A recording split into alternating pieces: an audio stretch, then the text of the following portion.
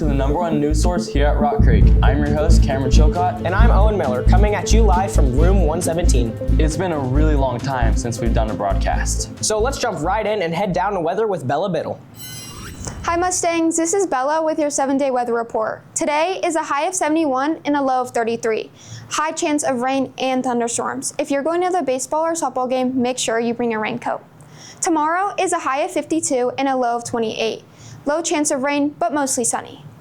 On Sunday, it's a high of 61 and a low of 38. Low chance of rain and sunny. For the rest of the week, it's looking mostly sunny with low chances of rain, but we're packed with sports. See you guys back at the desk. Thanks, Bella, for the forecast. Glad to see the weather getting nice again. Speaking of looking nice, let's check out the Rock Creek sports with Julian and Halen. Hello, Mustangs. We're back here with the weekly sports report. I'm Julian Montenegro. I'm Halen Garcia. Baseball competed with their varsity and JV at Hayes last Tuesday, then hosted Manhattan C team versus RJV last Thursday. Varsity took 2 wins, defeating Hayes 6-2 in Game 1 and then 10-7 in Game 2. JV split against Hayes and against Manhattan. High school softball started their season last Thursday hosting at Pleasant Ridge. Rock Creek took 2 wins, winning 15-0 and then again 13-3. Rock Creek's baseball and softball varsity teams will travel to Wamego on Thursday starting at 4:30. High school track opened up with our JV team attending Wabunty last week. Rock Creek placed 3rd in the men's throw relay, and shout out to Phoebe Marinzer, who placed 2nd in the women's long jump with a distance of 14 feet and 9 inches. Upcoming meets for track is that there's a varsity and JV meet yesterday at Silver Lake, and then JV has a meet next Tuesday, April 7th in Wamego at 3 p.m. What an amazing start to spring sports teams at the Rock, as they will continue to do great throughout the season. Back to the desk. Thanks, Julian and Halen. Owen, you look exhausted. Are you okay? I'm still exhausted from prom. I'm still trying to fix my sleep schedule. 10 out of 10 energy, 0 out of 10 need for backflips. Next prom, let's keep the same fun, just fewer airborne decisions. Overall, great prom though, and thank you to everyone who helped set it up. On that note, let's take a look at Rock Creek's activities. Hello, my name is Abigail Schneider and my co-host is Tyler Bortnick. And we are here to bring you the activities for next week. A select few members of the RCHS music department have gone above and beyond to learn to perform a piece of music. They've done this by themselves with a stack accompanist or together with some of their peers in the program. These students will be going to the Regional Solo and Small Group Music Festival in Manhattan on April 11th that is planned to last all day. High school dance tryouts are also coming up. They will begin on Monday, April 6th at 2 p.m. through 4 p.m. for their first clinic. The second clinic will be held on Thursday, April 9th at 5:45 p.m. to 7:45. The final tryouts will take place on Monday, April 13th, starting at 5 p.m. going until 7 p.m. High School Forensics plans to travel to Emporia this Saturday for a competition starting at 8 a.m. This is planned to last pretty much all day.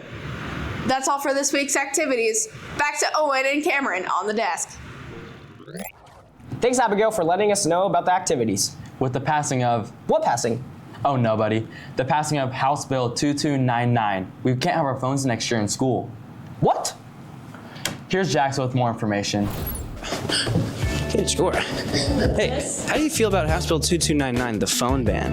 As long as they don't ban chess on the school Chromebook, I think we'll be fine. I think we'll live. I'm fighting the clown. No comment. How often are you calling your parents to get you out of class? Probably never. Are you being honest? Maybe.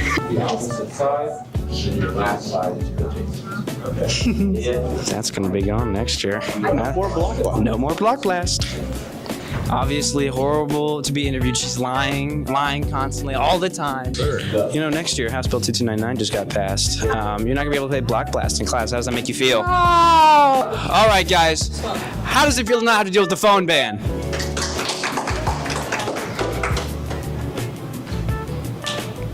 All right.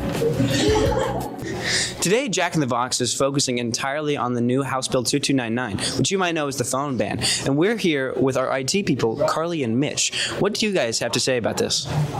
So, from an IT perspective, it'll help us a lot with a lot of things we have to chase down regularly, like students being on places they really shouldn't. But at the same time, I get the other end of it is like, hey, what if something happens? How am I going to get a hold of people? So, I mean, I see it, but at this point, it's a law and we got to do what we got to do. Totally understandable. And Carly? I'd have to agree with Mitch on that one. I do think it's beneficial for learning experiences in the classroom. I think it would enhance that and lessen the use of their personal devices inside of the classroom, which would cause a lot less of that distraction. Hello, Mr. Rutledge. Hello. So, you are, very junior heavy class. Have any of your juniors been complaining about the phone ban? A little bit. I think most are seeing the positive side of things and that they only have 1 year of high school left. But yes, they are not happy about the adjustment that they're going to have to make. Okay, and as an educator, how do you feel? I don't like it. I think this should be a district by district decision. I do not believe we have a lot of issues with our cell phones here. We have a very good system. So this is an overstep and an overreach in my opinion. All right, sweet. Thank you. You're welcome. Mr. Miller.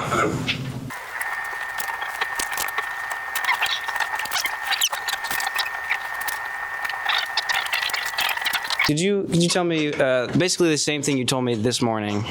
Hi. Well, there's this new law coming out about cell phones, and of course, everybody's talking about it. And I go to forensics tournaments, and I see teachers from other schools, and other schools, we talk about it, and what's your idea? What's your idea? And this one lady, this one forensics coach, told me that her school is looking to can't have them, can't see them. If a teacher sees a cell phone, they are to confiscate it, turn it into the office. And then at the end of the day, the office turns the cell phones over to the sheriff. That way, the parents can get them from the sheriff. The problem with just leaving them in the office is that sometimes parents can't get to school in time to pick them up because they're working or whatever. So, they say, if you take it to the sheriff, sheriff's open 24 hours. That's not a problem. That's not the issue. Plus, they said, the teacher said that, they are breaking a law, so, let them talk to the sheriff about it. So. That's a very interesting way of looking at it, and I wonder if we will go that way. That's been Jack in the Box. Back to you guys at the desk. And as always, thank you, Jackson McCann, for all the amazing interviews you provide for us. Well, Mustangs, looks like that's all we have for you today. Be sure to tune in for next week's updates, interviews, and fun. Make sure to have a fun and safe 3-day Easter weekend. And as always, huff 'em!